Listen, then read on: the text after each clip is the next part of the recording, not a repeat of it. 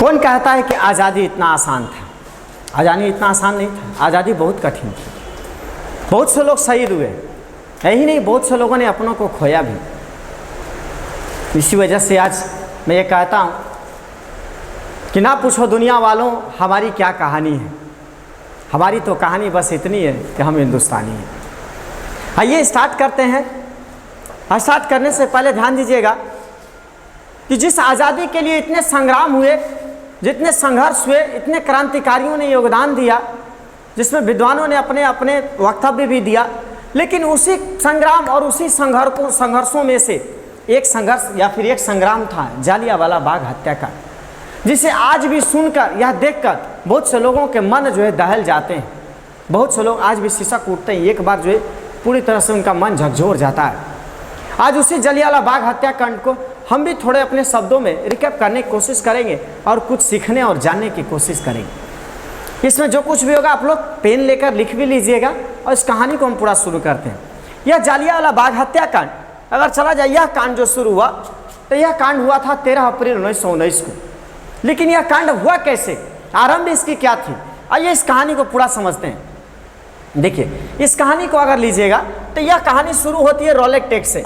Rowlatt act का मतलब जिस तरह से भारत में पॉलिटिकल एक्टिविटी बढ़ रही थी, जैसे लोगों में राजनीतिक गतिविधियां बढ़ रही थी, जैसे लोगों में राष्ट्रीय कह सकते हैं चेतना आ रही थी, लोगों के अंदर जो राष्ट्रीयता की भावना आ रही थी, उसी राष्ट्रीयता भावना जो आ रही थी और राजनीतिक चेतना बढ़ रही थी, शायद इसी ब्रिटिश सरकार को चिंता थी कि फिर 1857 जैसा क्रांति ना हो जाए।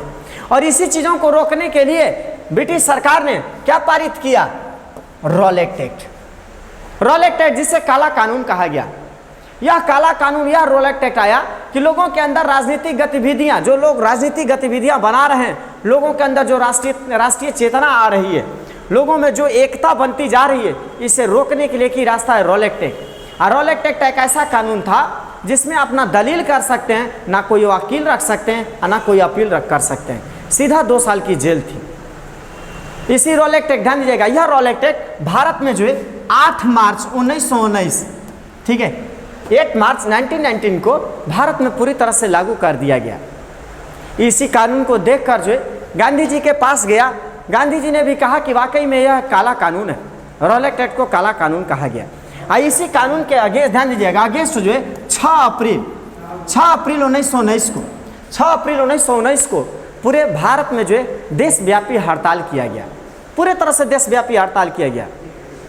जो भारत में पूरा तरह से देशव्यापी हड़ताल चल रहा था, सभी लोग हड़ताल थे, तो इधर ब्रिटिश सिपाही या फिर ब्रिटिश गवर्नर कहिए आप, जो गवर्नर थे या उनके ऑफिसर थे, ये शांत नहीं थे, ये पूरी तरह से हड़ताल, चूंकि रॉलेट एक्ट ऑलरेडी लागू था, ठीक है। अब यही नहीं, देखिए 6 अप्रैल को ये घटना घटती है। उसके बाद आगे देखते हैं, इधर देखिए 6 अप्रैल को ये घटना घटती है। इधर अब क्या हुआ कि चारों तरफ तो देशव्यापी हड़ताल चल रही थी, तो पंजाब में जो है ये डॉक्टर सत्यपाल, देखिए ये डॉक्टर सत्यपाल और सैफुद्दीन किचलू, देखिए सैफुद्दीन किचलू और सत्यपाल, ये 2 लोग पंजाब में नेतृत्व कर रहे थे रॉलेट एक्ट के अगेंस्ट, कि रॉलेट एक्ट वाकई में एक काला कानून है, इसके अगेंस्ट ये लोग आंदोलन कर रहे थे।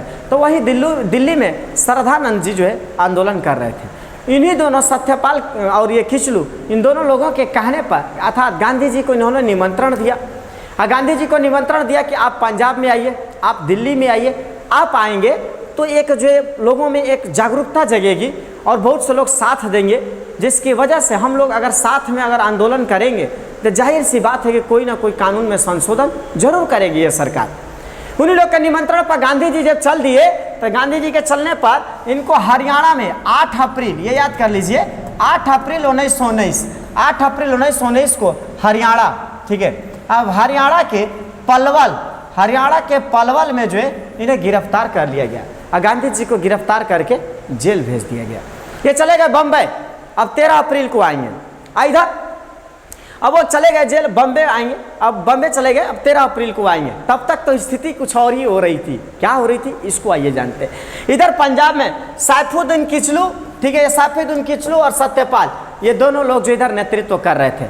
13 अप्रैल को गांधी जी आए भी ना, तो देखिए उनको बैन था पूरी तरह से, पंजाब में उनका आने की अनुमति नहीं थी, बैन थे पूरी तरह से, और भी दूसरे नेताओं को पंजाब में आने से पूरी तरह से बैन था।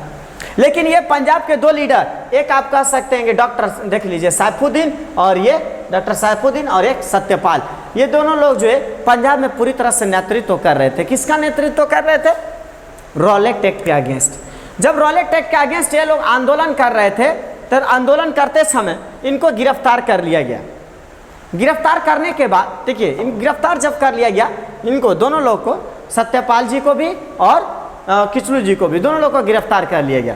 गिरफ्तार करने के बाद जब गिरफ्तार कर लिया गया ना, तो पंजाब के जो लोग थे ना, इन्हीं के गिरफ्तारी और काला कानून अर्थात रॉलेट एक्ट, इन्हीं के अगेंस्ट में एक भीड़ जो है, लोगों की झुंड जो है निकल गई रोड पर, और रोड पर निकल के उन लोगों ने आंदोलन करना शुरू कर दिया।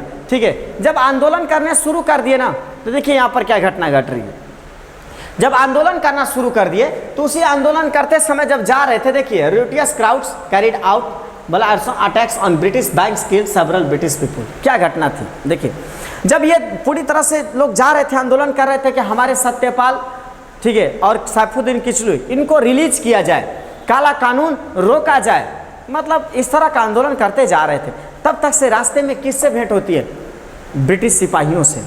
जब ब्रिटिश सिपाहियों से भेंट हुई तो ब्रिटिश सिपाहियों ने इनको रोकने की कोशिश की, लेकिन देखिए क्या हो रहा है। जब रोकने की कोशिश की, देखिएगा, रोकने की जब कोशिश की ना, तो ब्रिटिश सिपाहियों ने क्या कर दिया? अटैक कर दिया। अटैक कर दिया तो भीड़ में से 2 लोग मारे गए। अब मारे जाने के बाद वो भीड़ पूरी तरह से उग्र हो गई। उग्र होने के बाद पूरी तरह से कहा जाए, वो भीड़ पूरी तरह से, जो ब्रिटिश बैंक्स थे, ब्रिटिश बैंक को पूरा जला दिया गया। यही नहीं, बहुत सारे ब्रिटिश पीपुल, 5-10 लोग मारे भी गए थे। कौन? वे श्वेत लोग, वाइट पीपुल, मतलब ब्रिटिश के सिपाही कुछ मारे भी गए थे। अब देखिए, ये लोग मारे गए, कुछ लोग मारे गए। अब देखिए, मारे जाने के बाद अब भीड़ को रोकने के लिए मिलिट्री बुलाई गई। अब मिलिट्री जो जब आई ना, तो मिलिट्री पूरी तरह से जितने भी मतलब प्रोटेस्टर थे, जितना प्रोटेस्ट कर रहे थे, उन सभी लोगों को अगर देखा जाए, पूरी तरह से मिलिट्री पूरी तरह से रोकी और बहुत से लोग मारे गए। अब सोचिए, इसमें आग में घी डालने का काम हो गया। आग में घी डालने का मतलब क्या था कि एक तो रॉलेट एक्ट कानून के अगेंस्ट ऑलरेडी लोग भड़के हुए थे, दूसरे इन लोगों ने सत्यपाल और किचलू जी को अरेस्ट कर लिया था, तीसरा ये भीड़ पर जो अटैक कर दिया, बहुत से लोग मारे गए। ये 3 ऐसी घटनाओं से पंजाब के लोग पूरी तरह से जो है आक्रोश में थे, पूरी तरह से गुस्से में थे कि आखिर इतना हम लोगों के साथ क्यों, इतना प्रताड़ना क्यों हमारे साथ, ऐसा हमारे साथ क्यों किया जा रहा है। लोग आक्रोश में थे कि पूरी तरह से अवसर मिले तो समझिए कि वो लोग तो जला ही डाले ब्रिटिश लोगों को। ऐसे लोग आक्रोश में थे। ठीक है, आगे चलते हैं। जब आक्रोश में लोग थे, इधर क्या होता है देखिएगा, इसमें इधर क्या होता है देखिए।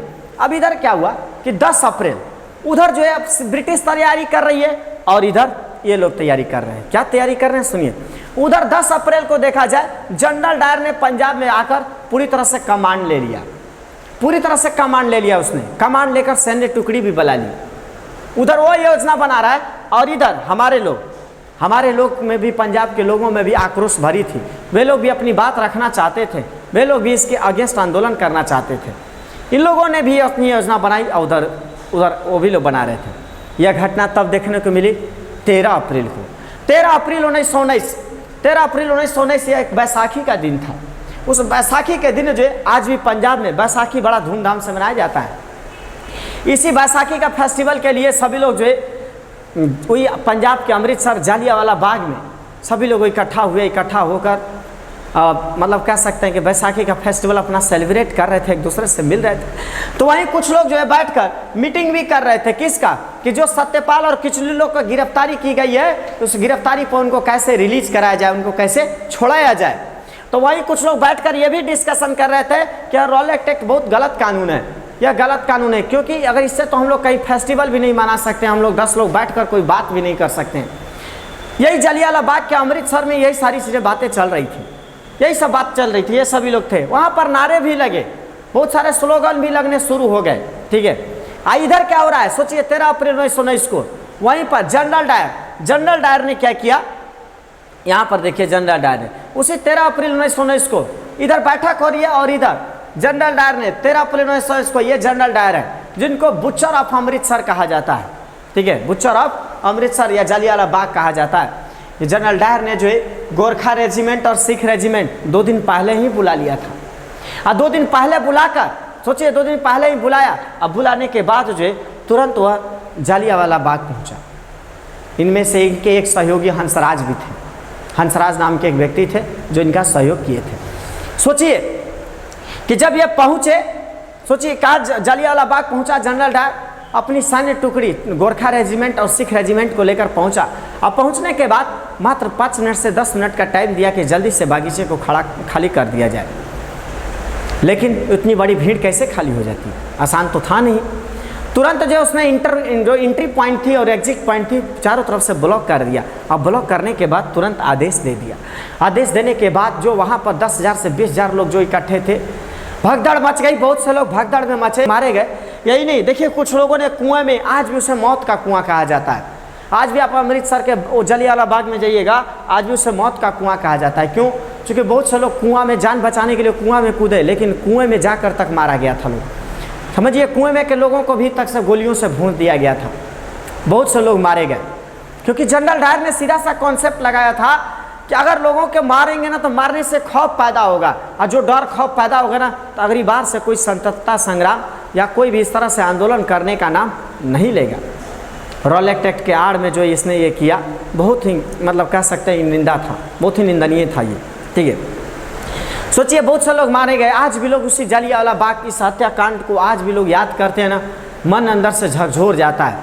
समझिए, बहुत से निहत्थे लोग मारे गए, छोटे बच्चे भी थे उसमें, निहत्थे औरत पुरुष सब लोग थे। किसी के परिवार उजड़ गए, किसी के अपने उजड़ गए। उन घरों में पूरी तरह से चीख पुकार सुनने हो गई। चारों तरफ मातम और शोक का लहर दौड़ पड़ा था। चारों तरफ लोग बहुत से मतलब कह सकते हैं शोक। अब उधर ब्रिटिश अधिकारी उधर खुशी और जश्न में थे। अब देखिए इधर क्या होता है, जब ये सभी लोग मारे गए, मारे जाने के बाद इनको भी नहीं छोड़ा गया था। यहीं में से एक लीडर थे जिसका नाम था उधम सिंह। ठीक है, इन्हीं में से एक आदमी थे उधम सिंह। एक उधम सिंह एक सामान्य व्यक्ति थे। यही उधम सिंह अगर देखा जाए सामान्य व्यक्ति थे, शायद इनके भी अपने कुछ मारे गए थे उस जलियांवाला बाग हत्याकांड। जब कुछ मारे गए तो इन्होंने भी निर्णय लिया कि हम नहीं छोड़ेंगे। इन्होंने मेहनत करके 2 पैसे इकट्ठा किए और इकट्ठा करके लंदन पहुँचे। लंदन पहुँचने के बाद वहाँ पर उन्होंने वहाँ पर भी काम किया, और काम करते होता है ना वेटर का काम किया। काम करके पैसा इकट्ठा करके वहीं पर रिवाल्वर खरीदे। तब तक से इनको खबर क्या मिलती है कि जो जनरल डायर है, जो जनरल डायर को ये मारने गए थे 1927, किसी बीमारी के वजह से वो जनरल डायर मर गया था। वो जनरल डायर 1927 में मर गया था, 1927 में मर गया था। लेकिन एक आदमी जिंदा था। वो कौन सा आदमी था?